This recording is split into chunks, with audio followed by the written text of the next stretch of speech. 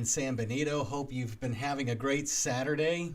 I know it's a little late, but I thought I would at least get in a word in terms of exactly what we're doing today and tomorrow.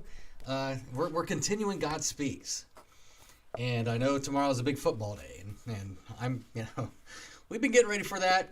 I suppose you've been getting ready for that, but even more importantly, tomorrow, the most important hour of the week, when Jesus meets us in Word and Sacrament. Our worship service starts at 10:30 tomorrow, and Jesus will be here, he promised. Tomorrow as well, big celebration day here at the table. You are invited to join us because we have a community lunch scheduled, so we'll have lots of food. If it's too late and you can't bring food, just show up. We got lots of food. We're also going to throw in a baby shower as well. We're celebrating one of our little ones tomorrow, Baby Bo. Baby Bo is such a cutie.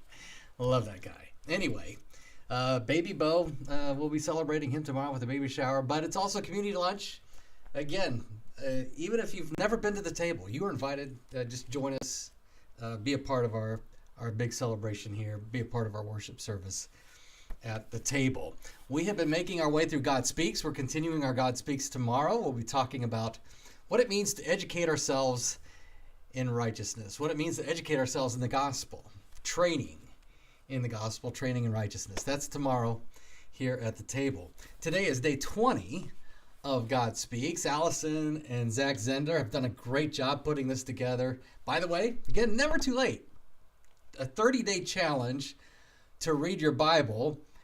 Today's day 20, still got 10 days left. If you want one of these, stop by. We still have plenty of these. Today we are talking about holding it together, the fact that we are sustained. We're talking about the fact that the Bible is a correcting compass, that Jesus is our correcting compass, that Jesus is our true north. We talked a little bit about this yesterday.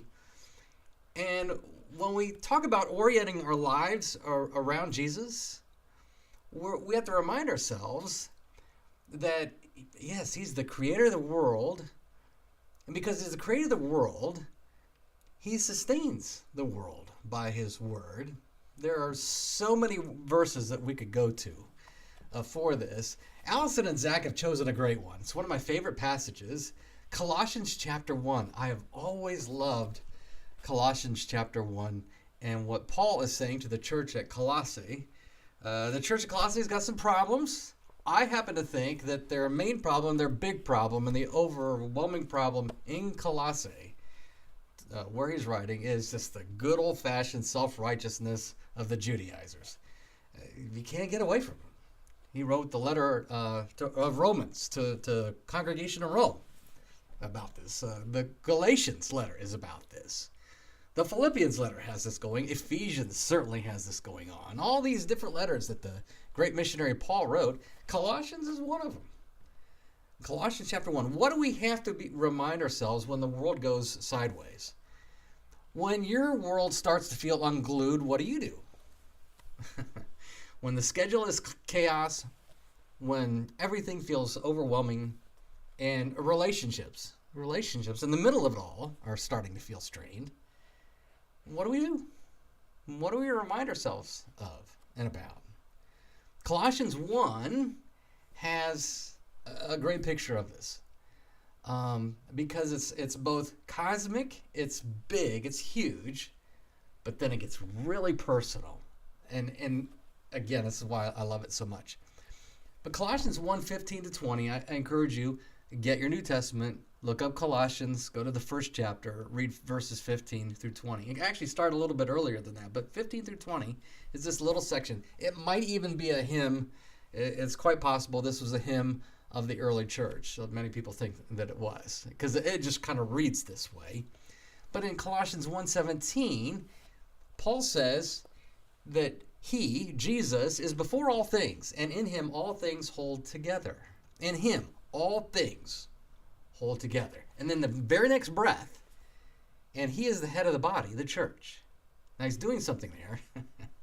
There's parallels going on here. It starts off in verse 15, all of creation, and then all of the church. beginning in verse 18. So 15 through 17 is talking about creation. 18 through 20 talking about the church. And whatever's going on with creation, and man, there's a lot going on with creation in verses 15 through 17. Whatever's true about that is true about the church. And that's where it starts to get really personal because of this parallel that's going on. You see, he's saying that Jesus holds all of creation together. That in and of itself is comforting. Because the one who breathed all of this, breathed this big ball, in fact, breathed the entire universe into existence with his breath, with his word, well, he sustains it with his word. His word is what's keeping all of this going. Yes, we have all sorts of scientific understandings of what's taking place, and we're not going to get into those arguments here. Again, true, but ultimately, who's the one holding all of it together? Well, it's Jesus. And the other thing, too, about Colossians 15 through 20, if you get your New Testament, and I've got this, I'm not going to show you right now, but I've got a couple New Testaments right here. You go to 15 through 20, circle the words all or everything. And then there's the last phrase, things on heaven, things on earth. Circle that too. Because it's all. It's everything, everything, everything, everything. Everything in creation, everything in the church, everything, period. And what he wants us to see is Jesus has it all. He holds all of it together. He's holding creation together. He's holding the church together. He's holding all of it together. There's nothing that escapes his purview. There's nothing that goes unnoticed by Jesus. And it includes all things in heaven, all things on earth, and it's all being reconciled to himself. And when he starts talking about church, that's when it starts to get personal, because he's already talked about having redemption through the forgiveness of sins in verse 14. He's talking about you. If he holds all of creation together, if he's sustaining it by his word, if he's holding the church together, which is kind of interesting. We don't think about the church being held together by Jesus, but he is. We think this is a voluntary club. I remind ourselves just about every week, this is not voluntary. We think it is, and yeah, we choose to be here. Don't get me wrong. We choose to be here. But ultimately, Jesus is the one that brings us together as a church. He holds the church together. If he's doing all that, guess who else he's sustaining? Guess who else is being held together? Oh, yeah. You and me. You and me. That's where it gets personal. We have been transferred from the kingdom of darkness into the kingdom of the Son, the kingdom of light. So he's sustaining you. He's sustaining me. Yeah, the world goes sideways. The world goes chaotic. Things get out of control. The fact that we're doing this at 5 o'clock on a Saturday, you want to know why? It's because my day went out of control. This is my week. My week was and has been. It's just a mess. But Jesus has it. Jesus sustains it. So, we're not holding everything together by our own strength. It's not up to us to hold all things together. That should give us comfort. That should give us rest. That should give us some sleep tonight. Yeah. Jesus, I mean, you hear me say it week in and week out. You want to know why I say it? Because I have to hear it again and again myself. I'm telling myself this. Jesus has you. Yeah, that's Colossians 1:17 and 18. Jesus has you. He holds all things together, including you and your life. That's love. Unconditional, unstoppable love. It's absolute love. All those alls. All things. Everything. Everything in heaven, everything on earth, everything. There's nothing that escapes Jesus and his care. And there's nothing, especially you, nothing escapes his love for you. It's why Paul can say elsewhere, there is nothing that will separate us from the love of Jesus. Nothing. Ever. Not even your behavior. Nothing. So, that's comfort. Man, Allison and Zach, good job. That's great.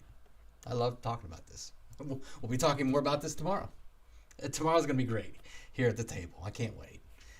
And I hope if you don't have a place for church tomorrow, come see us.